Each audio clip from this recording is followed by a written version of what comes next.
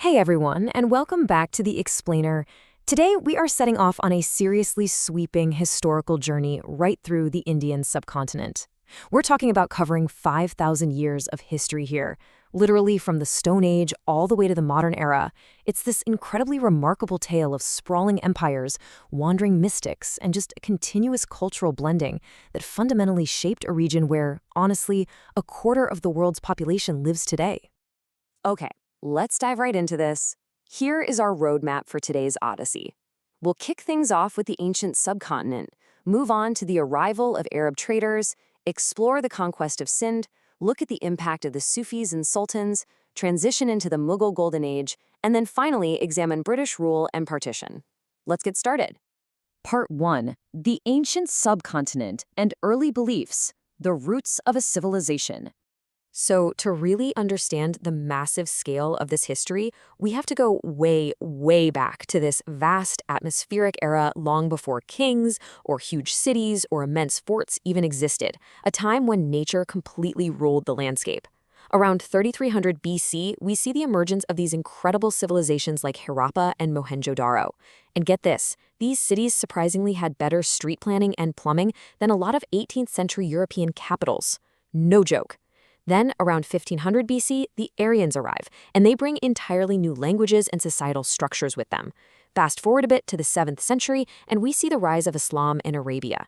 These milestones really anchor us, kind of highlighting the staggering scale of our historical odyssey, before these highly distinct, very distant worlds even began to interact with each other. You see, the early subcontinent was an incredibly rich melting pot. On one hand, you had a society defined by a pretty rigid Vedic caste system, Brahmin, Kshatriya, Vaishya, and Shudra. But simultaneously, it was a land of just profound, deep spiritualism, which gave rise to the peaceful, nonviolent teachings of Buddha and Mahavira. Add to that the massive, booming sea trade of the Chola dynasty, who were out there navigating the oceans and trading far and wide. This incredible mix of spiritual wealth, rigid social structure, and immense material prosperity makes it super clear why this diverse region was famously known across the globe as the Golden Bird. Part 2. The Arrival of Arab Traders, Winds of Change. By the 7th century, the winds of change were literally blowing across the Indian Ocean. A new civilization was expanding rapidly out from the deserts of Arabia. Arab sailors, who were navigating these dangerous, highly unpredictable oceans purely by looking at the stars, arrived at the Malabar coast, totally drawn in by unimaginable wealth. And this brilliantly illustrates exactly what they found. The Indian markets were just overflowing with goods that were practically mythical over in the West. We're talking black pepper, which, by the way, was often worth its weight in gold, cinnamon, cloves, dazzling silks, beautiful perfumes known as attar, and uncut diamonds. I mean, it was the absolute global commercial hub of its day. So the crucial point here is what happened when these totally different cultures actually interacted. I mean, imagine living in a society where your birth dictated your entire life, to the point where some folks weren't even permitted to step foot inside a temple.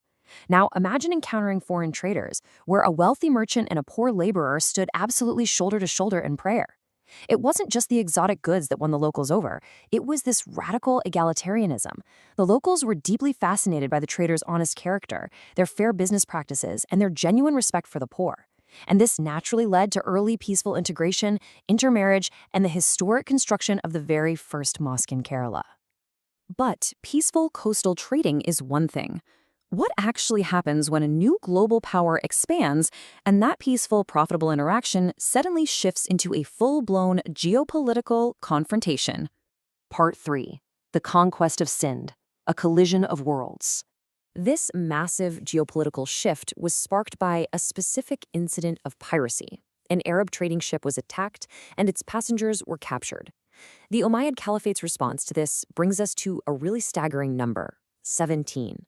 The military commander dispatched to lead thousands of soldiers across a grueling, completely unforgiving desert landscape to Sindh, Muhammad bin Qasim, was only 17 years old. Honestly, he was younger than most modern high school seniors, yet here he was, tasked with leading an entire army into the absolute unknown. Now, what's really interesting here is how the conquest actually unfolded. Yes, for sure, it was a fierce military campaign. Qasim attacked the heavily fortified port of Dibal with catapults and ultimately defeated Raja Dahir in a massive desert battle. But it's step 3 that completely defies expectations.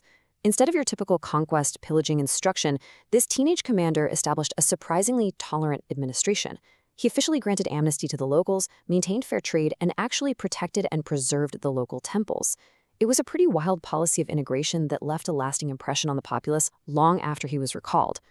Part 4. Sufis and the Sultans, winning the heart. Over the following centuries, as the Delhi Sultanate rose to power, a clear divide started to emerge between the rulers and the mystics. There is a really profound saying from the era: people can forget the sword, but not character. And it's so true. While the sultans were busy building these massive empires, giant fortresses, and commanding enormous armies, the true widespread integration of Islam into the Indian subcontinent happened through grassroots connections and moral character, not through military might. The Sufi approach was just the absolute polar opposite of the ruling class. Figures like Khwaja Mu'in Chishti and Nizamuddin Auliya actively rejected wealth and palace life. Instead, they walked right out into the villages and the forests. They literally sat in the dust to share meals with the absolute poorest citizens of the subcontinent. They preached a message of universal equality and love. By entirely dismantling those rigid class divides and treating every single human being with ultimate dignity, they naturally won the hearts of the masses. Part 5. The Mughal Golden Age, an era of syncretism. Starting from Babur's victory at Panipat, this era eventually blossomed into Akbar's incredibly inclusive empire. Akbar quickly realized something absolutely crucial: you couldn't effectively rule such a vast, diverse land by force alone. It just wouldn't work. So he instituted widespread religious tolerance across the empire, abolished unfair taxes, and secured vast, safe trade routes.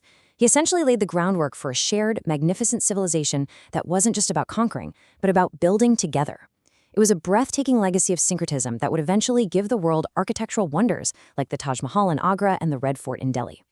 Let's move along and see how this builds into a massive intellectual renaissance, because under the Mughals, knowledge truly flourished. You had madrasas teaching traditional subjects like the Quran and Hadith, right alongside advanced studies in mathematics, astronomy, and philosophy. And the blending of local Indian and foreign Persian cultures was so profound that it literally created a brand new language in the army camps and bustling markets. That language was Urdu. It was this beautiful linguistic bridge between worlds and just a true golden age of coexistence. But, history never stands still. As the mighty Mughal Empire eventually began to fracture and weaken due to internal conflicts and overextension, a subtle but permanent shift occurred. Strange new ships appeared on the horizon once again. So who were these new traders? Part 6. British Rule and Partition, the Final Fracture. Well, the British East India Company initially arrived in the 17th and 18th centuries just seeking cloth and spices. But, capitalizing on a newly divided and weakened land, they slowly transitioned from mere traders to absolute conquerors, building forts and raising private armies. The failed 1857 War of Independence resulted in the total collapse of the Mughal Empire and the heartbreaking exile of the very last emperor, Bahadur Shah Zafar, who famously died writing poetry in a foreign land. This dark period of total colonial control eventually sparked a united, decades-long struggle for freedom that ultimately culminated in 1947. The events of 1947 brought a deeply painful dichotomy. On one side, you have the immense, euphoric joy of independence. The absolute end of British colonial rule, the writing of new constitutions, and the birth of free nations. But on the exact same day, the profound human tragedy of partition unfolded.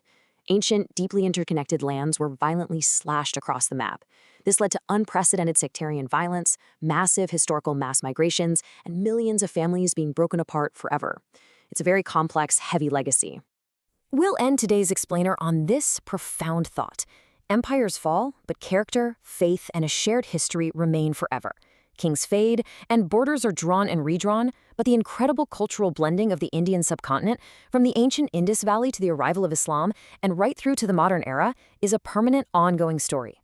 So as we look at the modern subcontinent today, we really have to ask, will the borders of the present forever divide the people, or will the deeply shared cultural roots of the past eventually pull them back together? Thanks so much for exploring this amazing historical odyssey with me, and I'll catch you in the next explainer.